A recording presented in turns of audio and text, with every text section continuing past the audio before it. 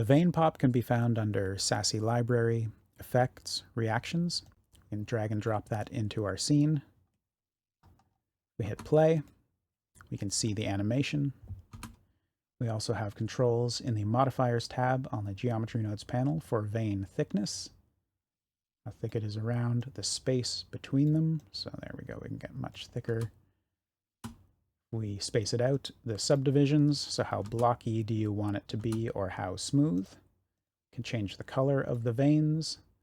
And just like the other effects, we have control over the speed, so faster, slower, more or less movement. And then the movement offset. Can enable or disable the outline.